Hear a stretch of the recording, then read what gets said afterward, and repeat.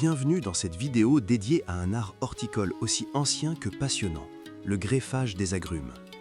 Aujourd'hui, on va découvrir ensemble 4 techniques essentielles. Le greffage en écusson, en fente, à l'anglaise compliquée et en plaquage simple. 4 méthodes différentes, mais toutes capables de transformer un simple plant en un futur arbre fruitier productif. Installe-toi, on démarre. 1. Le greffage en écusson, c'est la technique reine pour les agrumes. Elle consiste à prélever un petit morceau d'écorce portant un bourgeon, l'écusson. Sur le porte-greffe, on réalise une incision en forme de T.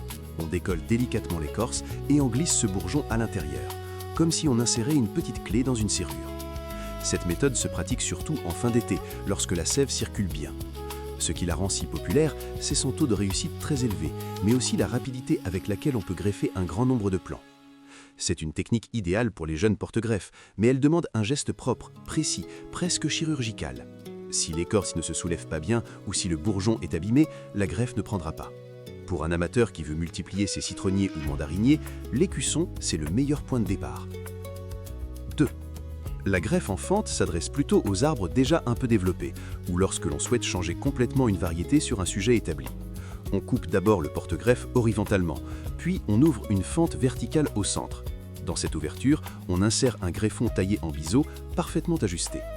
Cette greffe se fait en fin d'hiver, juste avant la remontée de sève. Elle est simple à comprendre, solide et très utile pour rénover un vieux plant ou repartir avec une variété plus productive.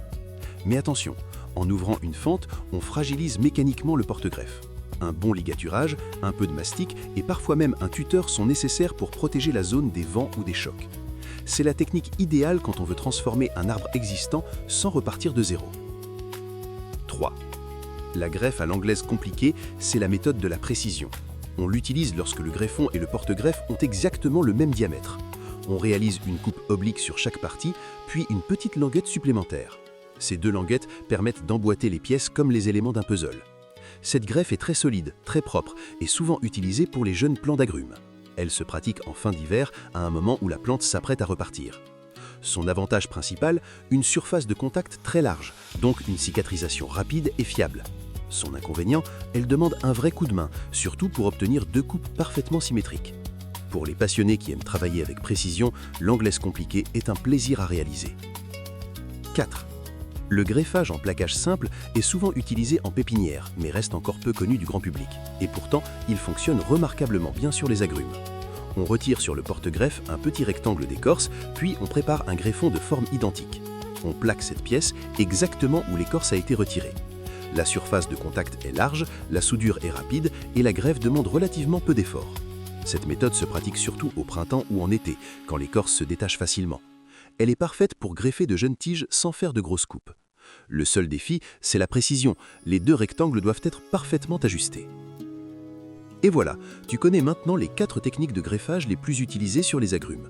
L'écusson pour la rapidité, la fente pour transformer un arbre, l'anglaise compliquée pour la précision et le plaquage simple pour son efficacité. Peu importe la méthode que tu choisis, l'essentiel, c'est la patience, le soin et le plaisir de voir ton arbre évoluer grâce à ton geste. Prêt à te lancer ? Alors, à toi de jouer et que tes futurs agrumes prospèrent longtemps.